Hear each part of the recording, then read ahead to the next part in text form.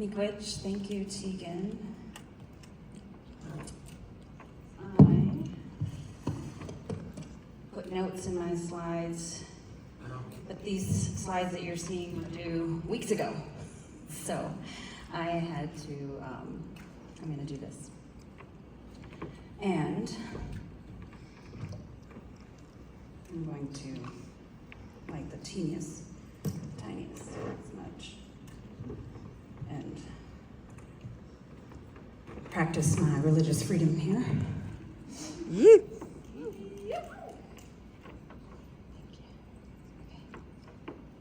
So, Bonjour, Indinawe Maganiduk, Diindiisi Indigenicas, Mekanak Waju and Dunjiba, Magizi and Dudane. Okay, I don't want to trip and fall up here, so what I just said to you in Anishinaabe-Moan, which is Ojibwe language, is greetings, my relatives. It's hard to see you out there with these bright lights, but we are all related and you are my relatives, and I greet you with an open heart.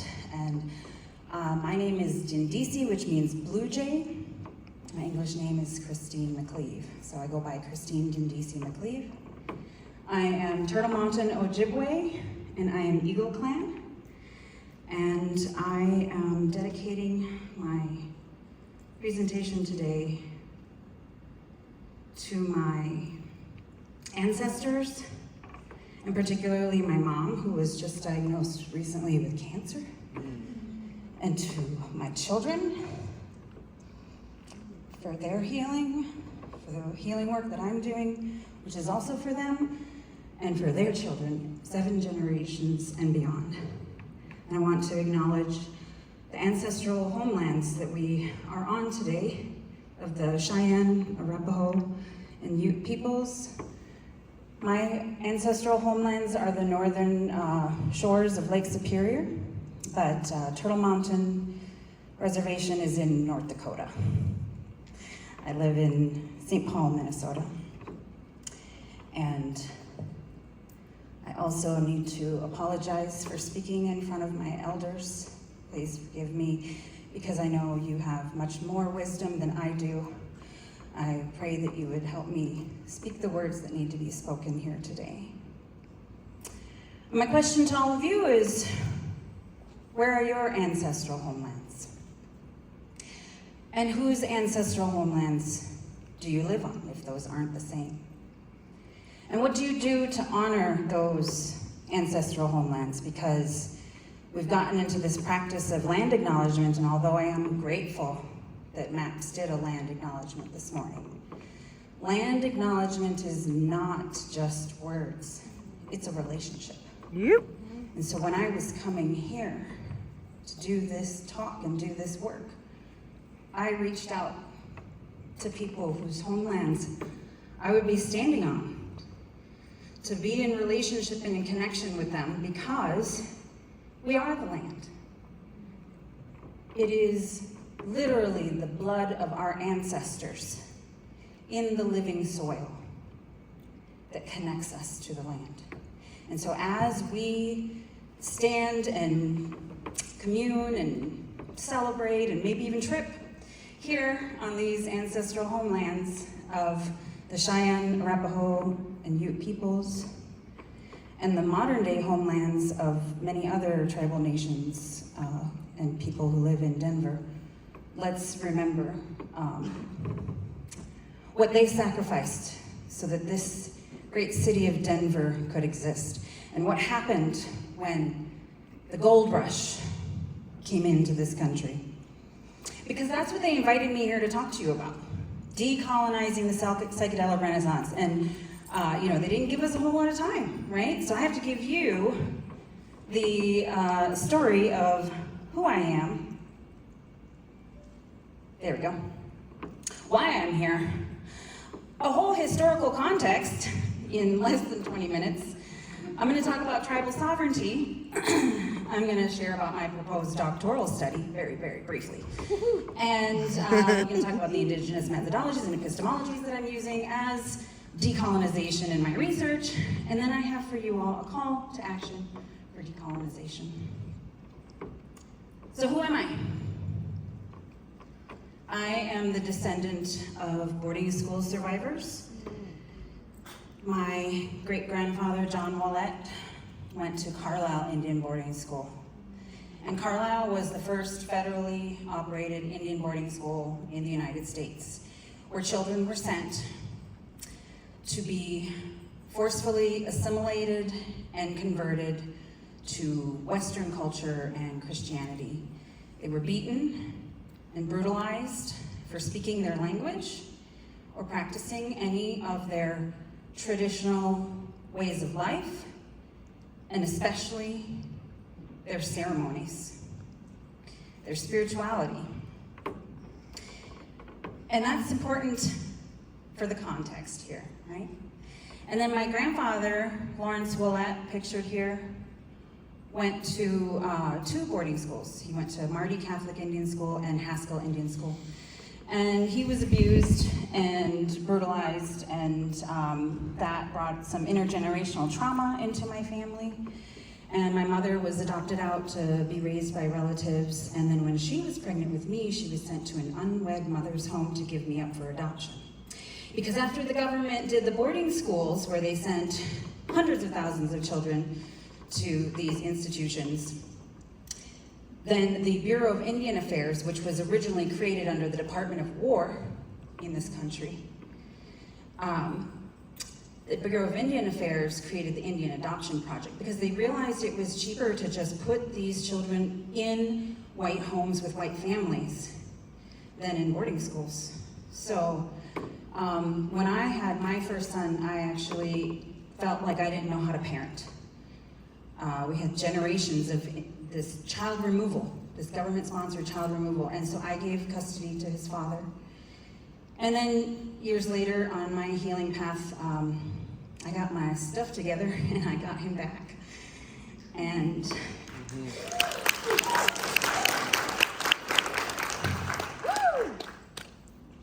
that was a whole journey. I could talk 20 minutes about that. And then I had my daughter 15 years later and call her my second chance baby because I never gave her up. So I also did my master's thesis on Native American spirituality and Christianity because I wanted to look into this history of why on my reservation we were still being raised Catholic, and why I was baptized in the Catholic Church, and with this family history and this history in this country, I was like, how can this happen? What is going on here? So I did some research. I looked at the boarding school history. I looked at compatibility and conflict with Native spirituality and Christianity, which there are both. And I wrote about the Native American Church and the peyote religion. And that was in 2016, and then I became the CEO for the National Native American Boarding School Healing Coalition as a result of that work. And at the Boarding School Healing Coalition, the mission was to address the ongoing trauma that was created by this country's boarding school policy. I worked there for 6 years, and I visited tribal communities all over the US. I went to the United Nations. We worked with Canada because they had a Truth and Reconciliation Commission in their country.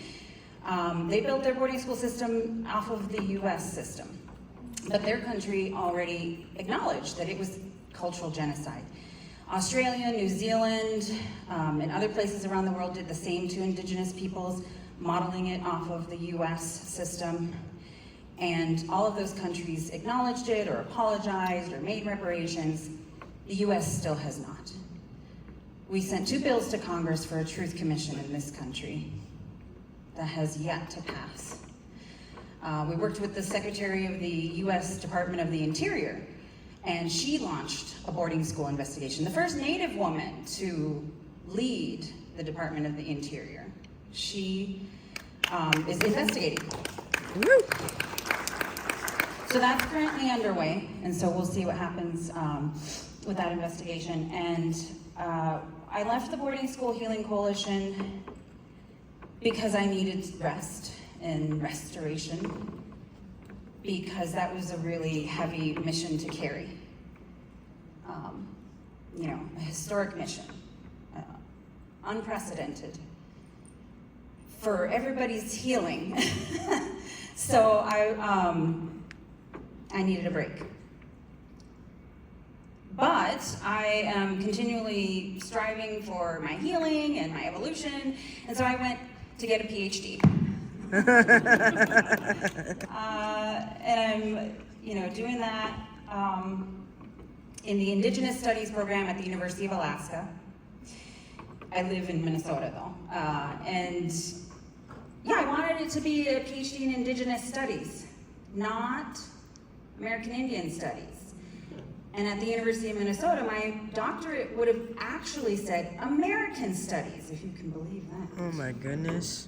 So let's talk about that terminology. Indigenous is a global term. There's Indigenous people all around the world. So when you say Indigenous peoples, we don't know what you're talking about unless you say Indigenous to. It's contextual, right?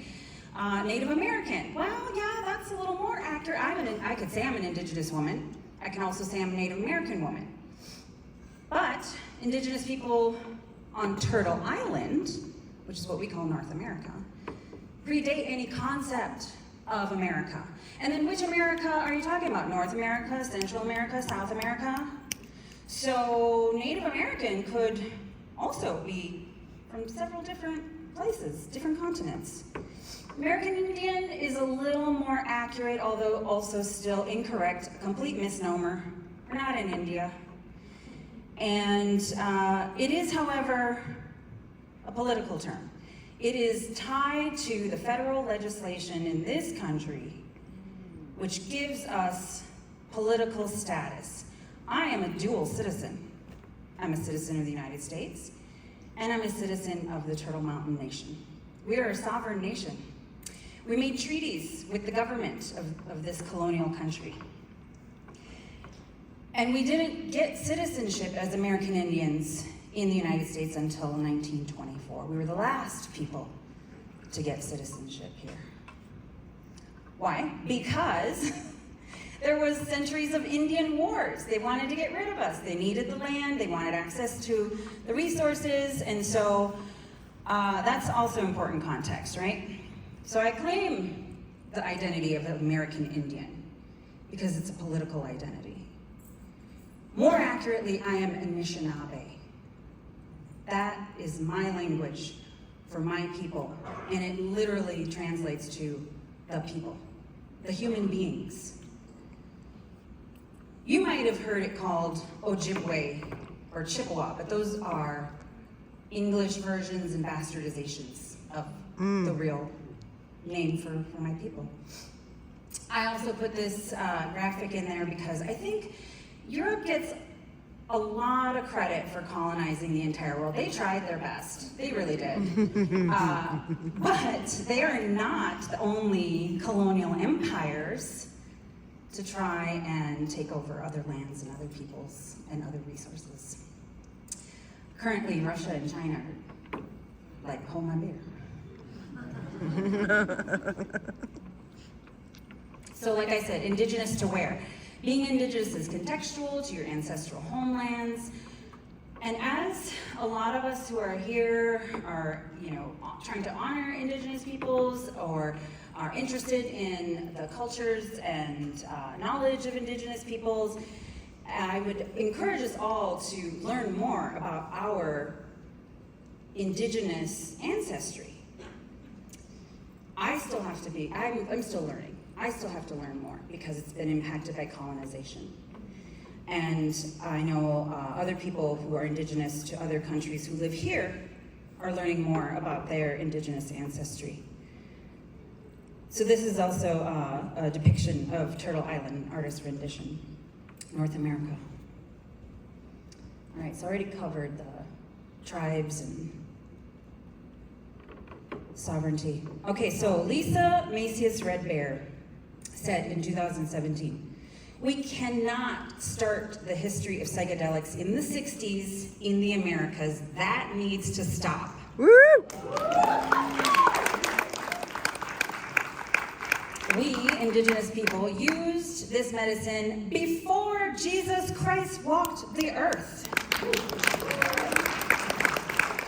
I love that. I hope I get to meet Lisa someday.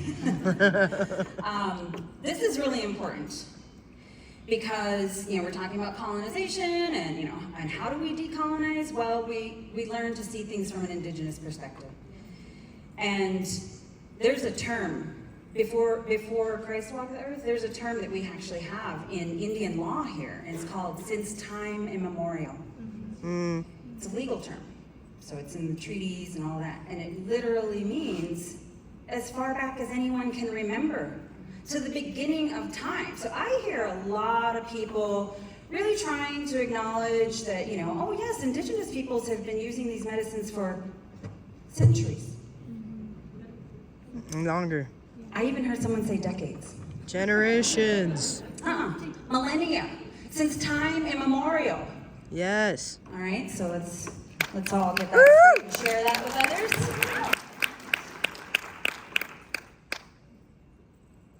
So if we're talking about decolonization, what comes with colonization?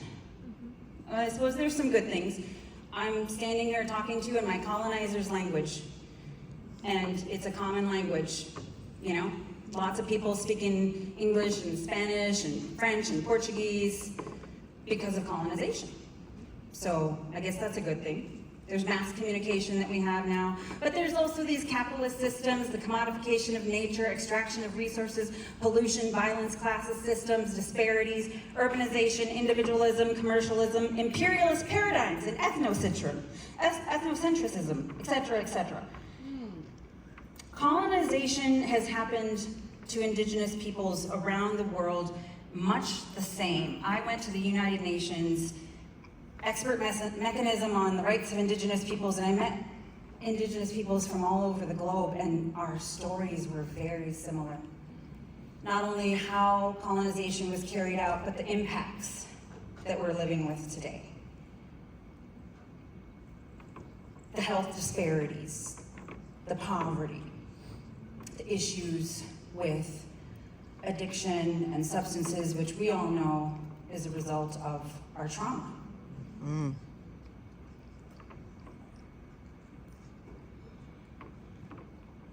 So the impacts of colonization have been documented for us all through the Imperial Academy.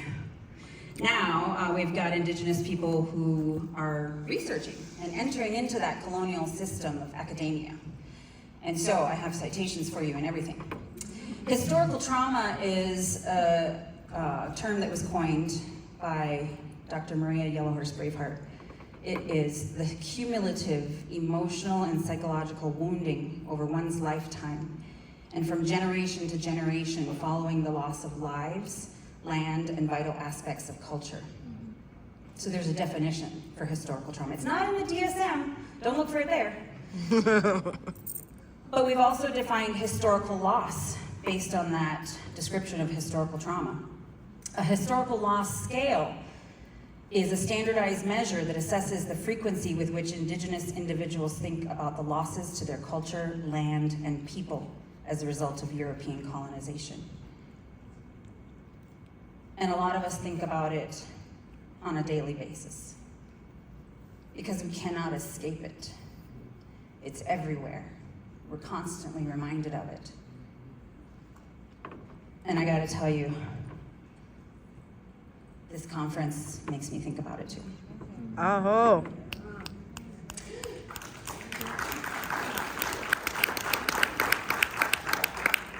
So the components of historical trauma: epigenetics, the trauma being passed on our DNA, childhood trauma, which the Adverse Childhood Experiences study talked about. If you have 4 or more out of 10 childhood experiences, traumatic childhood experiences, then you're more likely as an adult to have these negative health outcomes.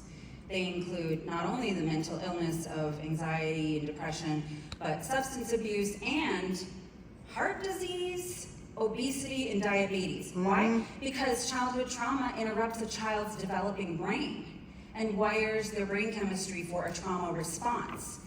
And that impacts serotonin, and serotonin regulates our central nervous system, our metabolism, and our heart. Okay? So, the ACEs study is proof that the United States and other countries' colonization policies and genocidal policies caused this trauma to indigenous peoples. These are the other components of historical trauma. And this is important to me because it's part of my research, which I'll get to here in a second. I know I'm running out of time. Opposing paradigms. Okay, I like the Micropreneur podcast guy. I tried to say hi to him in the hall. He just kept walking. But I did screenshot his post because I laughed so hard at, it's satire. I had to put that on there, right? It's funny when we have to say, it's satire, okay? But to try and sum it up, right? And here I go. I'm just like, oh, I got to tell these people all about the history of colonization and how to decolonize, okay? So number one, Western Empire deems indigenous cultures inferior, evil, and barbaric, violently takes over the lands, and kills indigenous people. The Christian Catholic churches assist the imperial expansion with forced conversion through education and boarding school and institutions. The colonizers declare indigenous spiritual knowledge and traditions as demonic and therefore illegal in the United States. Indigenous peoples take their sacred knowledge underground to protect it, and we survived attempted genocide. But we still have some lingering trauma and some health issues. And then Westerners and churches commodify the sacred medicines and ceremonies and forget to acknowledge the indigenous peoples who stewarded the medicines for millennia.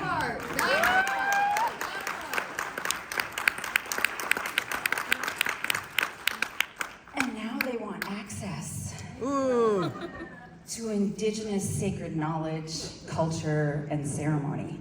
And medicine? Oh my God. Like, indigenous people is about to bear so much in this too now? So, you can understand how we might feel. This is a depiction of the ghost dance movement, which led to the Wounded Knee massacre in 1890, where our people were praying. At this time, it was illegal for us to pray, speak our language, do our ceremonies.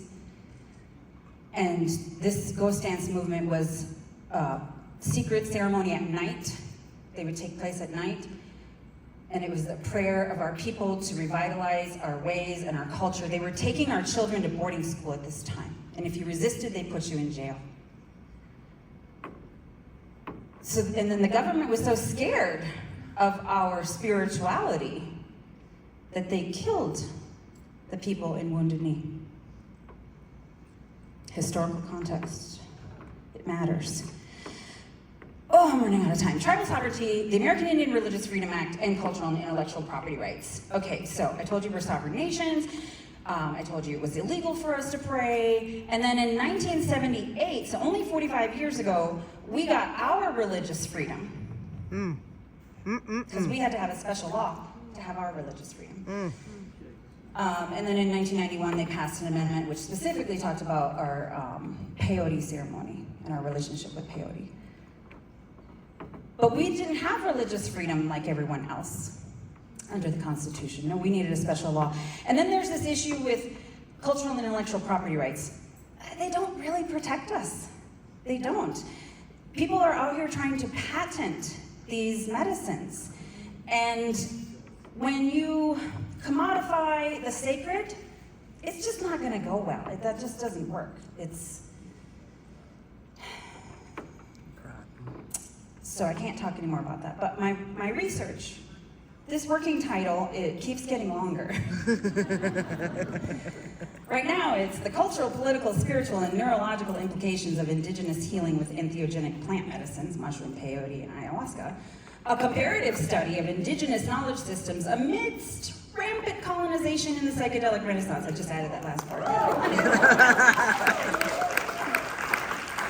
It's a mixed method study. It's autoethnographical. It's a case study. I'm the case study. Yeah.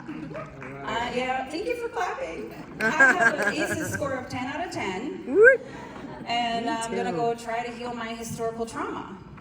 I'm going to be in ceremony with indigenous peoples and traditional healers and respectfully ask them for their healing and respectfully ask them to share their knowledge. And if they don't want me to publish it, I won't. Hey. I will protect their sacred knowledge, and I will acknowledge that whatever I publish is a co-creation of knowledge, because I can't take credit for learning from them, right? Mm-hmm. I'm gonna do some brain scans, gonna look at my trauma symptoms and all of that. I'm also interested in the phenomenology of consciousness. And yeah, this is probably gonna come out in a couple of years. It's gonna take me some time here. I'm gonna use indigenous epistemologies, which include traditional ways of knowing, ancient oral histories, traditional ecological knowledge, ecosystems of knowledge, which means knowledge can be possessed by plants, animals, elements, and spirits. That's something that Western academia doesn't acknowledge.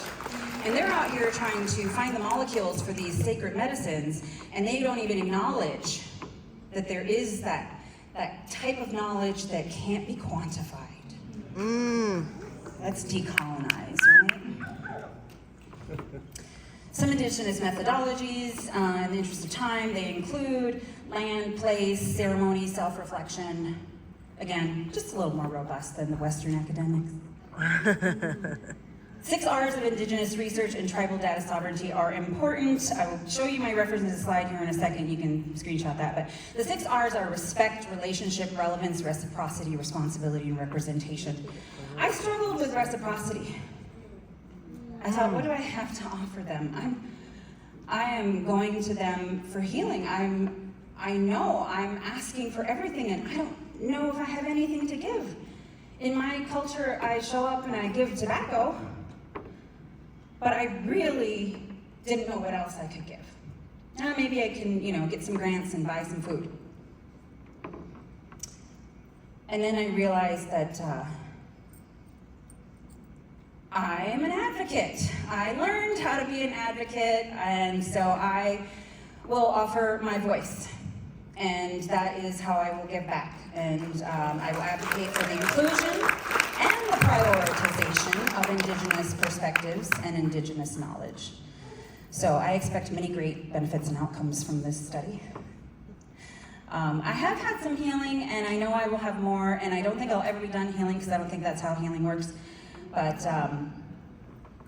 here are my references. I have 10 seconds. Oh, my call to action. Okay, let's be decolonial right now, and we're going to ignore the clock for a second, because I'm about decolonization, and then put me on this stopwatch, right? Okay, so my call to action for us all. You beautiful, wonderful people, you are here for a reason, and that gives me hope. You came because you wanted to hear about decolonization, and I thank you for being here. Let's decolonize. Let's see, I actually wrote some stuff down here. What are we gonna do? We're gonna decolonize. We're gonna educate ourselves. We're not gonna do harm. We're not gonna co-opt. We're not gonna culturally appropriate. We're gonna support and protect indigenous peoples, even if that means leaving them alone. Yeah. We're gonna protect the ecosystems and the vulnerable medicines. Oh yeah, peyote's endangered, so Leave it didn't even alone. get to talk about that, yeah. So you can't commodify the sacred. We can't do business as usual. This cannot be business as usual.